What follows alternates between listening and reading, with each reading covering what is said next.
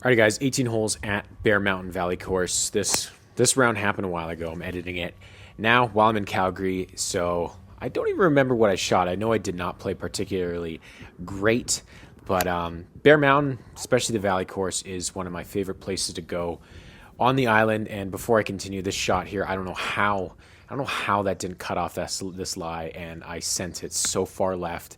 I'm shocked I actually found that ball because it hit the path and then kind of jumped up there to what ended up being perfectly pin high. So I got super lucky there because otherwise I would have had to kind of go back and re-hit that one. But like I was saying before, I really do enjoy playing the Valley Course, and don't let that name fool you. This golf course is like, it's not a Valley Course. It is not flat in any sense.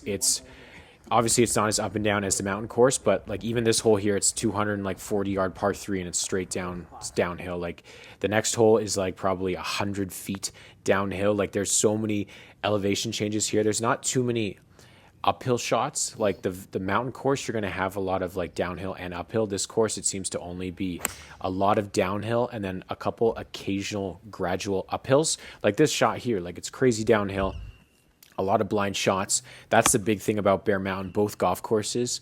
There's so many blind shots. So if you're someone that doesn't really like blind shots, this golf course may not be for you because it's super tight. So if you're playing this for the first time and you don't really know what clubs to hit on what holes, like you can really be put in a bad spot, unfortunately.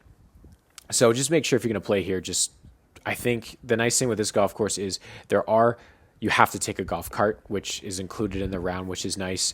They do have GPS on every single golf cart, so that kind of allows you to see roughly where the fairway ends, where kind of the hazards begin, because again, and we'll see it in probably like maybe 3 holes from now, it looks like a pretty open hole, but then you have to hit like a 6. I think I hit like 6 iron I hit 5 iron off the tee, and it ended up almost going into the hazard here.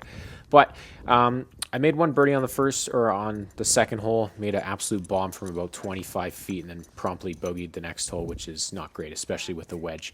And the time of recording this, I think it was like in March, I think. And this golf course was still in really, really good shape, seeing as how much rain this golf course had and how much like snow this place had. So super conditions. Honestly, right now it's probably in excellent conditions. The only thing is, though, both golf courses, the mountain and the valley, they're not particularly cheap. And I think at the time of recording, I think the summer rates are for this golf course, I think you're looking at like either 250 or 270. I can't remember which one. I'm pretty sure it's close to 250. I think the mountain course is 270. And the thing I really, really didn't like about this golf course is they only have 2 rates. They have a twilight rate and a regular rate. So after 2 p.m., I believe it goes down to like $200 essentially. So it's not exactly the most. It's a great golf. Both of these are great, great golf courses, but they're not the most accessible. Now, granted, if you do live on the island, they have a lot of island rates, so it's going to be a bit cheaper if you're an island rate, if you live on the island, but you already know that if you're living on the island. If you're someone coming to try to play this golf course because it's a bucket list golf course, you know what? Like at the minimum, you're going to spend $200, not including everything else. So it's not exactly a cheap experience. It's a very fun experience. It's an awesome golf course. Like this hole right here is probably one of my favorite holes on the property. It's a lot of this golf course is just an execution test. So essentially the golf course is asking you to put the ball in a certain area, especially off the tee, and you kind of just need to just shut up and do it. Otherwise you're going to have a bad time, because if you go left, it's lost ball. If you go right, it is lost ball. And the greens here, like that one there, like it just snapped. These greens are like no joke. They are very tricky. And this is the hole I was alluding to earlier. I'm hitting a 5 iron off the tee. It looks pretty wide, but then like there's that little creek just short of the other fairway there, and I ended up almost going long. I don't know if I hit a path or a sprinkler head. That seems very, very long for a 5 iron, but we ended up hitting it super, super tight and going to get it back to even par, which is nice. But again, this golf course, it's not particularly cheap. I think if you can try to find a discount somewhere, I doubt you're going to find it anywhere, just because golf courses in general are going to be very, very expensive. and there's people are going to pay the rates, so there's no sense in discounting them. But if you can somehow find like a discounted rate or a package or something like a stay and play, like if you're coming, obviously not from Vancouver Island, you gotta have to take the ferry. It's yeah, you can maybe find some deals there, but like this golf course is, and also this lip out, holy cow, that hurt my soul. So finish the front nine even par, but this golf course, it is. I'm gonna be hard pressed to say it's worth like $280. I don't. My personal opinion, like no golf course is worth honestly over $200. I mean, if you're gonna play like Abandoned Dunes or a Pebble Beach or like a legit golf course destination, sure. But for me, like I have a hard time justifying anything. Another great putt there, but I have a very, very difficult time justifying this much money for any golf course. Granted, it's going to be in excellent condition. It's going to be very fun. It's very different. It's very hard. It's a great experience, but it's a lot of money. So just know that going in, there's not too many.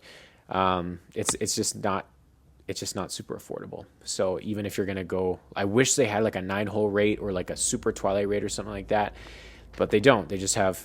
So there's really no sense in playing at like 5 p.m. because it's going to be $200. If you play at like 2 p.m. or 3 p.m., whenever the actual twilight rate kicks in, it's going to be the same. So there's no sense going super late. Like for me, before I got to really play golf for free for most places, I would exclusively almost do twilight stuff. I would really just try to play when it was super affordable. And that was when golf was a lot more affordable than it was now.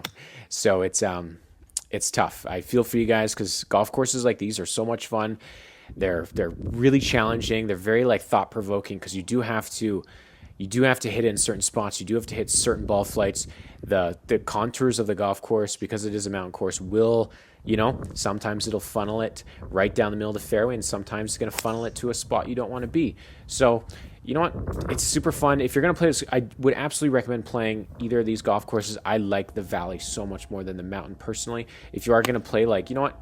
It's worth at least golfing here once because it's a good time. It's a great place for a buddy's trip if you're going to go. So this hole here is probably my favorite.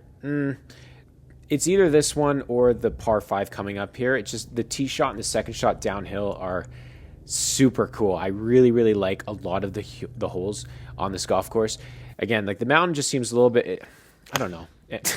Before I get into that, like almost literally half shanked this 9-iron. I think at this point in the round 2, we were the first group off. There was a pretty big frost delay. I think at least 2, maybe 3 hours, and there was members behind us. We were the first group off, and they were just pushing us like crazy at this point. And I think both myself and Josh, their caddy, there were quite hungry. We were a little bit hangry, and it was just like feel like we were rushing just over and over and over again. I think we ended up letting them pass on this hole here.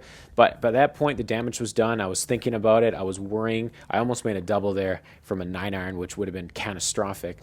But at that point, I was very much like not involved in my process, not involved in the shot at hand. I was really, really focusing on the people behind us because I'm very, very sensitive to like holding up people. But these guys were playing like super fast. Like they weren't taking the flags out. They weren't even really putting. They were kind of just getting on the green, kind of getting it close to the pin, scooping it, leaving. Like it almost looked like they were trying to play as fast as possible, and that was tricky. So we just kind of let them through, and that was a good decision because the group behind them was nowhere to be seen. So made another birdie here on that par 5.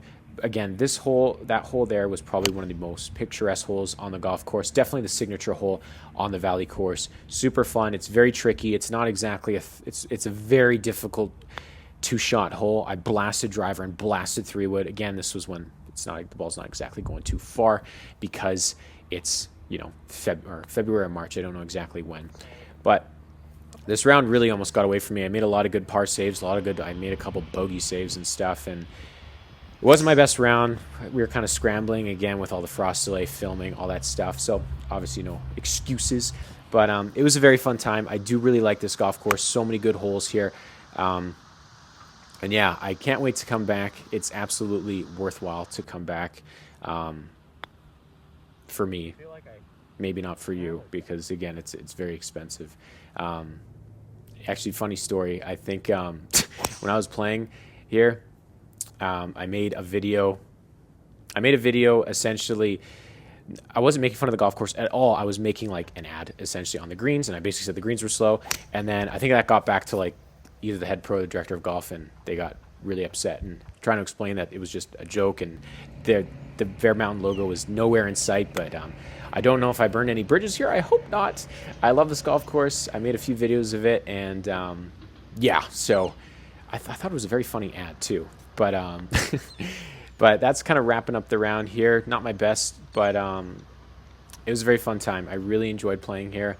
And if you're still watching, I really appreciate you guys. Like, comment, subscribe. I'm going to try to get a YouTube video out every single week. So I got another video coming out in a couple days. So cheers.